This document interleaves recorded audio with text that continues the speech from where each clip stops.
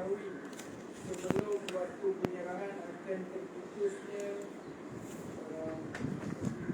pengantaran ketika tidak ada pilihan untuk Muslim sebelumnya pada peperangan. Tiada khiyar.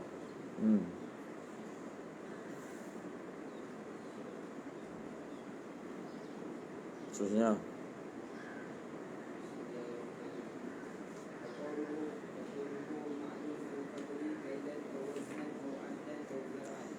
Jadi syarat yang pertama,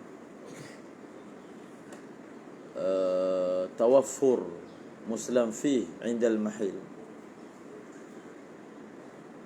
Muslim fi ada, boleh didapati, boleh diserahkan pada waktu yang sepatutnya diserahkan. Kalau berlaku keadaan luar biasa, Muslim fi yang asalnya boleh diserahkan ataupun ada pada pasaran, tetapi inqita' pada tarikh penyerahan habis di pasaran kerana masalah tertentu, maka ulama' berselisih pandangan adakah automatik batal ataupun tidak, kerana dia telah melampaui waktu serahan yang sepatutnya. Muqabil Azhar kata automatik batal. Automatik. Faham? Oleh kerana waktu serahan sudah melebihi waktunya, dan setakat ini barang itu tiada dalam pasaran, maka automatik batal. Pendapat yang muktamadnya tidak. Pendapat yang muktamad, Muslim ada pilihan untuk teruskan ataupun batalkan. Maka sebenarnya pendapat Azhar ni lebih fleksibel. Faham? Sebab dia tak automatik, dia masih ada pilihan. Jadi pilihan itu kadang-kadang orang tu dia boleh tunggu lagi. Dia tunggu sampai ada. Ataupun dia melihat buang masa untuk dia teruskan. Dia ambil balik modal tu, dia buat benda lain. Faham? Jadi bila ada ruang untuk pilih, maka dia lebih fleksibel. Kalau automatik tak ada pilihan, fasakh. Sebab bukan semua keadaan yang menguntungkan itu fasakh. Bukan semua keadaan. Mungkin ada setengah keadaan menunggu itu menguntungkan. Maka kita biarkan keputusan itu fleksibel, iaitu memilih ataupun memfasakh. Seterusnya, jadi syarat yang seterusnya ini adalah bertujuan untuk membasmi ataupun menghalang daripada berlakunya pertelingkahan. Oleh kerana akad salam adalah akad yang ada unsur gharar padanya, risiko, maka kita perlukan syarat-syarat tertentu untuk meminimalkan risiko tersebut, mengurangkan. Tiada risiko tak boleh dielakkan. Risiko tidak boleh dielakkan. Tetapi kalau kerana takutkan risiko walaupun sedikit, kita menghalang daripada transaksi ini dijalankan, maka dari sudut maslahat kepada masyarakat agak tidak bertepatan, kerana transaksi ini diperlukan. Kalau oleh kerana khawatir risiko tipu, sebab dia memang ada risiko, maka kita kata tak boleh terus. Maksud syarak katalah tak boleh terus, maka dia akan menyusahkan masyaqqah kepada masyarakat. Maka apa cara yang boleh dibuat? Menetapkan syarat-syarat yang dapat mengurangkan risiko tersebut. Apa syarat dia? Dan disyaratkan keadaan Islam itu diketahui kadar dia. Sama ada dari segi sukatan, sukat, timbang, bilang, ukuran. Faham? Ada benda yang kita beli secara sukat, ada benda yang kita beli secara timbang, ada benda yang kita beli secara bilang. Faham bilang? Dan ada yang kita beli secara ukur.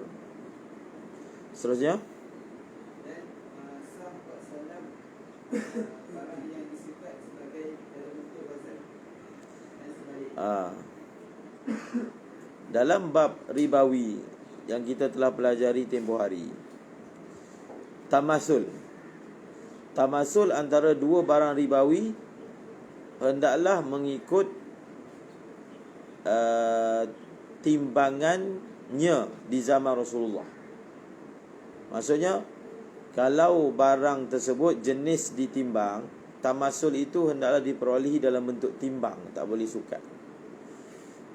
Kalaulah barang itu jenis disukat, tamasulnya itu hendaklah berdasarkan sukat, bukan timbang. Maksudnya, kalau barang itu jenis mauzun, kita sukat, dia sama banyak. Tapi bila kita timbang tak sama banyak, maka dia kira tak sama banyak.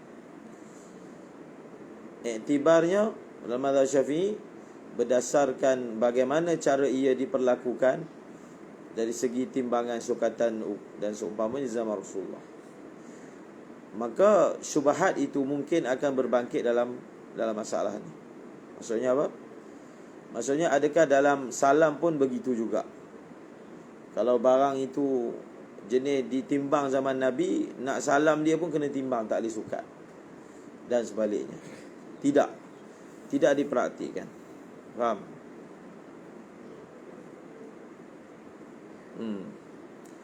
Maksudnya apa? Dalam masalah salam berbeza dengan masalah ribawi. Dalam syarah ada wa hadzani bi khilafi ma taqaddama fi ribawiyat. Isu ini berbeza dengan yang telah lalu dalam bab ribawi. Wa yasihul makil waznan wa aksuhu. Maksudnya al-mawzunu kailan. Wa yasihul makil waznan wa aksuhu ay al-mawzunu kailan. Seterusnya, Dan jikalau dia membuat akad salam ada 100 sah muka di atas bahasanya timbangannya sekian, maka tidak sah.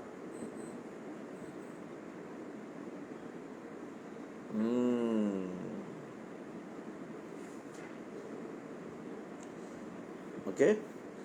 Walau aslama fi mi'ati sa'ihin tatin ala anna waznaha kadha lam yasih. Dia satu lagi, dalam salam ni kita tak boleh terlalu memperincikan muslam fi sehingga muslam fi tu susah nak cari, susah dicari. Dia perlu ada spek yang kena sebut dalam tempahan, tapi jangan terperinci sangat. Bila terperinci sangat, dia jadi barang tu susah pula nak dapat. Tak boleh. Dalam muslam fi ni antara syaratnya tidak boleh sehingga ia sukar didapati. Contohnya hamba, dia sebut hamba ini kulit dia tak merah sangat, tak kuning sangat. Dia daripada bangsa, ibu dia Jawa, ayah dia Arab. Ketinggian dia jadi kan detail sangat. Bila dia sangat susah cari, maka tak sah. Okey. Di sini dia kata walau aslama fi mi'ati sa'ihin ta'ala anna wazna kadha lam yasih. Tak boleh. Dia gabungkan dalam tempahan tu antara sukatan dengan timbangan. Dia gabung. Maksudnya apa? Gandum tu mesti 100 gantang, tapi berat dia 100 kilo. Nak matchingkan dua tu payah. Faham? Nak dapat 100 gantang yang beratnya 100 kilo, hendak menjaga kedua-dua itu, dia jadi azizul wujud. Dalam syarah tu elak dia li anna dhalika ya'izzu wujuduhu, kerana dia demikian itu sukar apa? Kewujudan dia, maka jadi tak sah. Itu dia punya kaedah tu. Nanti kita akan bincangkan, bolehkah dia tetapkan kami nak baju jenama sekian daripada kilang sekian. daripada kampung sekian, daripada lorong sekian. Itu terperinci sangat. Maksudnya baju tu kena beli dari lorong tu je. Kalaulah barang itu banyak stoknya, jenis banyak, walaupun lorong tapi besar kedai tu, maka boleh. Tapi kalau kita perincikan sampai jadi payah. Sebab bila dah tentukan satu kedai, mungkin kedai itu tak ada. Kalau dia hanya sebut spek secara umum dan ada pilihan pelbagai kedai, asalkan jenama dia, grade dia itu seperti yang diminta, maka kawasan liputan carian tu lebih besar, maka dia lebih mudah untuk dicari. Okey, seterusnya. Dan disyaratkan timbang pada tukahan tunikai dan Kemudian bukan semua, dia punya point dia tu bukan timbang ataupun sukat. Kalau sesuatu benda dia punya maksud sebenar dia dalam persoalan timbang ni, timbang ke sukat ke, dhab, maksudnya adalah dhabtun, dhab, iaitu kita dapat tetapkan, yang mana dengan penetapan tersebut dia dapat menghilangkan munazaah, pertelingkahan. Itu maksud sebenar dia. Sebab itu ada benda-benda yang tak bebas. Tadi dia kata kalau nak sukat pun boleh, nak timbang pun boleh. Tapi sebenarnya ada benda-benda yang kalau nak beli tak boleh timbang, kena sukat. Tak boleh sukat, kena timbang. Sebelum ni kata boleh kan. Jadi kalau kita faham, maksudnya adalah dhabtun. Ada benda yang mana dia tak boleh dapat dengan tepat kalau kita sukat. Dia lebih tepat kalau kita timbang. Maka kena timbang, tak boleh sukat. Dia bagi contoh di sini, tembikai. Kobis, sejenis buah. Dalam kamu tu sejenis buah macam tu je. Tak ada dalam kamu lagi. Tak ada dalam kamus lagi.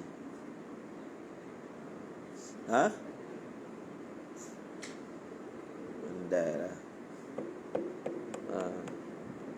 Zinjan, terung. Tak boleh kamus pula. Mazinjan, terung.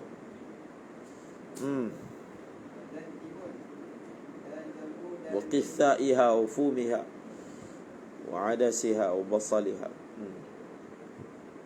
Lagi?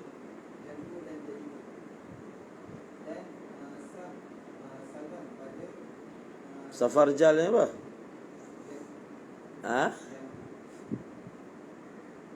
Safarjal jambu.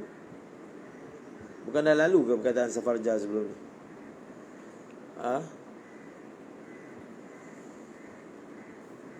Bukan dah lalu ke? Mismis hari tu apa? Buah apa? Peach. Safarjal buah apa? Dah lalu kan? Buah apa? Limau.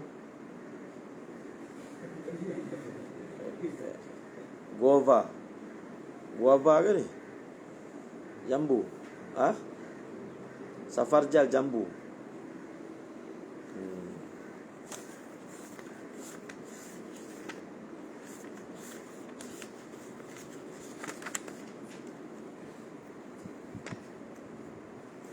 Ya Arhamar Rahim.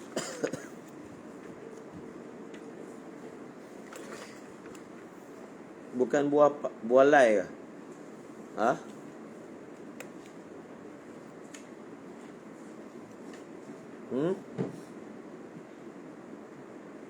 Bukan buah lai ke? Dalam kamu tulis jambu. Kumasra. Kumasra lai. Safarjal jambu. Okay. Arab ada jambu ke? Safarjal dan seumpamanya. Rumman ni apa? Delima. Jadi dalam contoh ni dia kata buah-buah jenis macam ni dia tak sah kita tempah dengan cara sukat. Sah tempah secara piece apa, secara kira pun tak boleh. Dia kena cara timbang. Sebab apa? Sebab dia tak boleh nak dhabak. Kalau kita sukat kan, kita sukat temikai. Sukat ni maksudnya letak dalam satu bekas. Temikai nak banyak mana? Temikai nak satu raga. Sukat lah tu. Faham? Jadi temikai ni dia bulat. Kalau letak dalam raga, dia masih ada lompong, lubang. Faham? Jadi tak boleh kita nak angkat. Dia beza dengan beras. Beras satu raga. Jadi beras ni mampat. Jadi ukur sukat dia tepat. Tapi kalau buah yang bulat-bulat macam ni, sukat ni kita bubur, dia banyak lagi ruang kosong. Dia tak boleh. Jadi seumpama dengannya, cara nak tempah dia kena apa? Dia kena timbang, tak boleh nak sukat. Boleh tasawur kan sebab dia. Fala yakfi fiha al-kailu li'annaha tatajafa fil mikyal. Tatajafa tadi tu lah. Tatajafa junubu. Dia ada renggang-renggang. Walal ad, bilang pun tak boleh. Saya nak 10 biji temikai, tak boleh. Temikai kecil pun ada, besar pun ada. Jadi 10 biji tu, kalau sebut 10 biji, kan bawa besar tak suka pula, nak kecil tak suka, nak sederhana. Tak boleh nak dhabit. Faham? So cara yang paling tepat sekali adalah apa? Adalah dengan cara timbang. Tapi kalau wal jam'u fiha bainal 'addi wal wazni mufsid, tak boleh pula. Dia kata, okey, saya nak 10 biji temikai yang beratnya adalah sekian. Dia kumpulkan dalam tempahan tu, antara bilangan dan juga timbangan. Tak boleh tak? Dia jadi payah. Faham? Nak cari 10 biji yang beratnya, maka dia jadi payah. Maka dia kata mufsid tu lima taqaddama li anna dhalika ya'izzu wujudu. Dia payah. Tapi andailah ada benda yang mana kalau kita kumpulkan antara pieces dengan apa, dengan dia punya timbang tu, boleh dapat benda tu mudah, maka boleh. Faham? Sebab tu kena tengok elat dia. Bukan isu dia menghimpunkan timbang dengan sukat. Itu bukan isu dia. Menghimpunkan timbang dengan bilangan. Isunya adalah menghimpunkannya itu menyebabkan dia payah nak dicari. Tapi kalau ada benda-benda yang mana tak ada masalah, dia memang banyak, biasa orang beli macam tu, tak sukar pun untuk cari spek yang dikehendaki, maka boleh. Seterusnya,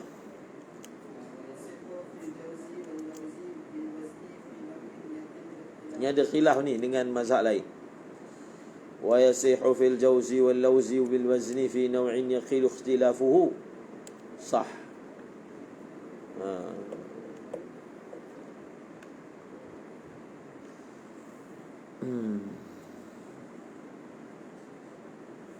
Terjemah. Sekarang ni kita nak beli benda jenis badam, lagi kacang, dengan jalan timbang.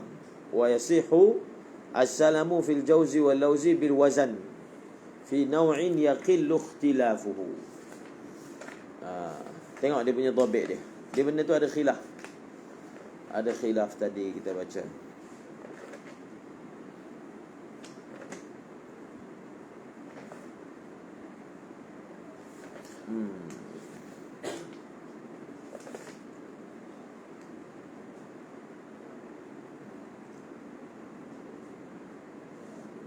Dalam masalah ni, wala yajuzu salamu fil jawz wal bayd adadan wa yajuzu waznan lianna dhalika yatabayan wa yatkhilafu falam yajuz adan kal bitikh wa qawl zufar wa dalil jumhur anna at-tafawuta in madha Syafi'i tadi wa dalil jumhur anna at-tafawuta baina saghir al-jawz wa kabir yasir a'rada an-nas an i'tibari fala yu'tabar. Tapi dalam minhaj ni bukan begini. Maksudnya dalam kitab minhaj, masalah jauz lauz ni, boleh tak kita beli dengan jalan apa? kita tempah dengan jalan kita boleh tempah dengan jalan apa? Dengan jalan apa? Timbang. Yang khilaf tu bukan isu ni, dia khilaf boleh tak kita tempah dengan jalan pieces, maksudnya bilangan. Boleh tak? Kalau timbang boleh, dengan syarat dia itu sedikit dia punya perbezaan dia. Faham? Timbang boleh, sukat boleh. Sebab kalau macam kita beli badam, kalau pakai sukat boleh, sebab dia kecil, dia boleh mampat dan mampat. Sedikitlah dia ada lubang-lubang juga, tapi sikit dia boleh ke arah mampat. Tapi yang berlaku khilaf tu, boleh tak beli dengan jalan pieces, bilangan. Maka jumhur kata boleh, mazhab Syafi'i tak boleh. Faham? Secara adun tak boleh. Kita bagi alasan sebab dia, kalau kita beli 100 biji badam, jadi dia punya besar tu beza-beza. Faham? Jadi orang tak boleh nak gambarkan dengan perkataan 100 itu kepada saiz. Faham? Maka tak boleh. Sama macam beli temikai tadi, tak boleh beli pakai biji, kerana dia beza-beza. Maka beli cari timbang. Jadi timbang tu keluar berapa biji, terpulang. Janji timbang. Contoh kan. Wa kadza kailan, boleh. Fil asah. Fi naw'in yaqillu ikhtilafuhu. Itu syarat dia. Bi khilafi ma yakthuru ikhtilafu bidzalika wa la yasihhu salamu fihi li ikhtilaf al-aghrad fi dzalika. Seterusnya. Kemudian dia terangkan pula tentang susu. Nak beli susu, macam mana pula? Wa yujma'u fil labin, bukan susu ni, labin, butter. Fil labin, beli butter. Maka spek dia kita perincikan mengikut apa? Mengikut ad, bilang dan juga timbang. Fayaqulu masalan alfu labinah waznu kulli wahidatin kadha, li'annahu yudrabu an ikhtiyar fala ya'iz. والأمر في وزنه على التقريب. قال في الروضة إن الجمع في بين العدد والوزن اشترطه الخراسانيون ولم يعتبر العراقيون أو معظمهم الوزن، ونص الشافعي في على أنه مستحب فيه ولا ترك فلا بأس، لكن اشترطوا أن يذكر طول عرضه وسخانته أنه من طين معروف. Ini masalah isu orang tempah butter. Dalam matan dia kata kena himpunkan antara bilangan, itu menjelaslah, dan juga timbangan. Bilang dengan timbang. Tapi rasanya orang beli butter, timbang tu tak pakai sekarang. Kita hanya sebut butter jenis apa. Dan mungkin butter ada 2-3 saiz. Saiz A, B, C. Contoh. Jadi orang akan sebut saiz, bilangan. Timbang mungkin tak perlu. Secara umumnya. Sebab berat butter tu apa dia kesan dia pada binaan? Berat butter ada kesan tak pada binaan? Maksudnya kalau butter berat, rumah jadi lebih cantik ke? Kalau butter ringan, ada kesan tak? Tak ada kan? Sebab itu dalam syarah dia kata menghimpunkan antara bilang dengan timbang tu tidak wajib. Dia mustahab je. Sekali lagi, poin kepada pensyaratan ni adalah memutuskan munaza'ah, mengelakkan daripada balah. Jadi tak sebut berat tu rasanya tidak menimbulkan balah, kerana ia tidak ada perbezaan aghraq. Dia punya kaedah dan usul dia, sebarang perkara yang kita rasa orang berbeza-beza, maka perlu didhabatkan. Faham? Aghraq berbeza. Jadi Tapi kena sebut, yang kena sebut dia punya size dia. Dia punya lebar berapa, panjang berapa, kekasaran dia dan lembut dia, itu kena sebut. Dia jenis bata apa. Sekarang ni kita ada bata pasir kan. Bata pasir, bata merah, itu memang pastilah kena sebut. Tak boleh sebut bata je. Nak bata apa?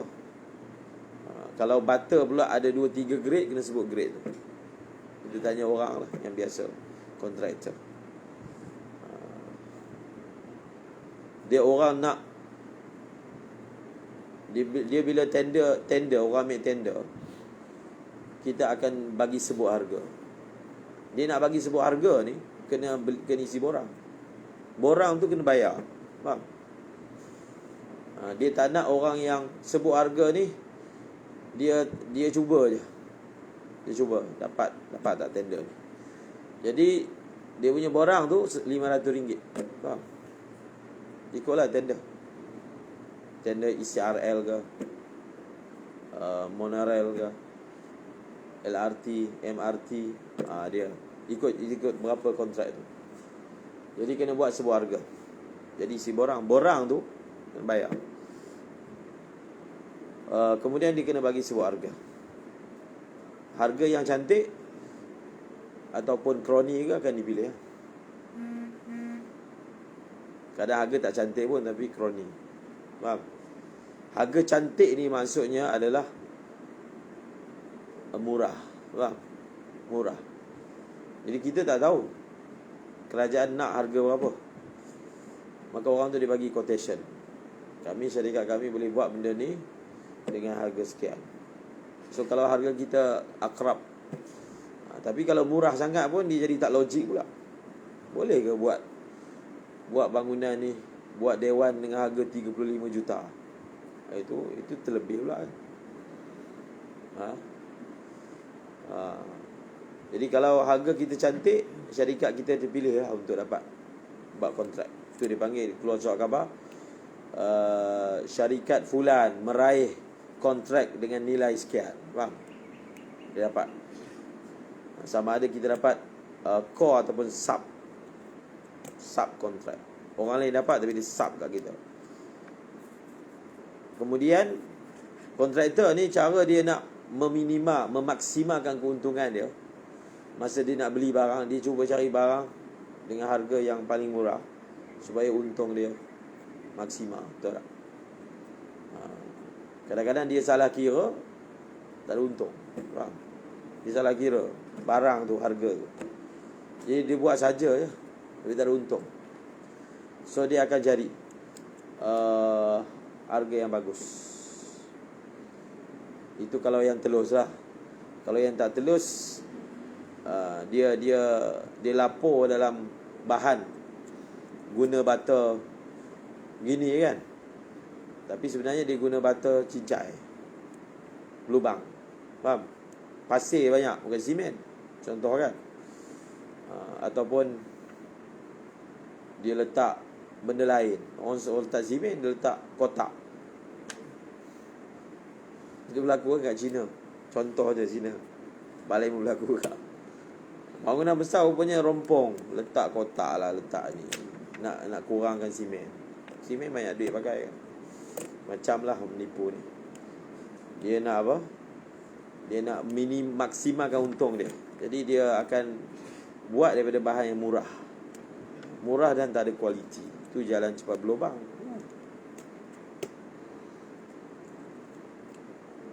Tapi kalau Masjid Seri Petaling buat, sebab yang buat tu memang nak korban kan. Jadi masa guna simen yang paling penuh sekali, penuh. Faham? Sebab itu masa nak runtuhkan kuarter selama hijau tu, kontraktor tu kata, ni 100 hari dah boleh dah ni. Tapi 3 hari tak habis-habis. Tahu tak kuarter selama? Ni hijau tu kan, tak habis-habis. Jadi kita ada dulu Wak Rozikin tu, almarhum. Kata dulu kita buat bangunan ni dengan, maknanya dengan bahan yang mewah lah. Mewah tu maksudnya kita bagi betul-betul cukup. Kalau semen cukup. Semua orang nak korban kan, bukan nak dapat duit. Jadi berapa yang perlu kita keluarkan duit. Dia beza dengan orang berniaga kan. Sebab itu kadang masak sendiri lagi sedap daripada beli. Beli nasi lemak tapi lemak tak ada. Mana ada lemak? Nama je nasi lemak. Sebab nak bagi banyak lemak, santan mahal. Faham? So bila mahal, untung kurang. Maka nasi lemak ni hanya nama nasi yang ada sambal je. Nasi sambal, ada telur, nasi lemak. Walaupun nasi tu sendiri sebenarnya tak ada lemak. Faham? Jadi berhari-hari nak runtuhkan tu quarters. Sebab orang yang buat tu bukan maksudkan keuntungan. Tapi bila quarters baru, itu orang lain buat kan. Itu kontraktor buat. Dia ada lah, dia punya lubang-lubang sana, lubang sini. Sebab orang buat keuntungan. Maka memaksimalkan untung dengan cara mengurangkan nilai. Janjinya pakai butter grade A, dia pakai butter grade B contoh kan. Biasalah tu. Maka bangunan jadi tak tahan lama. Dan seumpamanya. Wa ijma'u fil labin bainal 'addi wal wazni, dia tak wajib. Sunat saja. Tapi yang pentingnya mudah aja dhabit dia. Dalam tempahan spek yang perlu disebut adalah semua spek yang berbeza cita rasa orang dan berbeza tujuan dia. Dia bukan saja-saja minta grade ni, bukan saja-saja, dia ada maksud dia. Jangan pula kita dia nak butter, tak kisahlah. Grade A pun butter, grade B pun butter, bukan. Dia ada maksud dia kenapa dia minta grade B. Jangan bagi grade A. Faham? Grade A, jangan bagi grade B. Jadi perbezaan aghrad kalau ada pada spek-spek pada barang, maka mesti disebut secara jelas dalam tempahan tentangnya.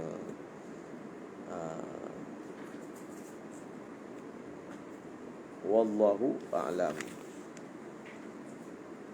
bis-shawab. Subhanallah, subhanallah, asyhadu an la ilaha illa anta,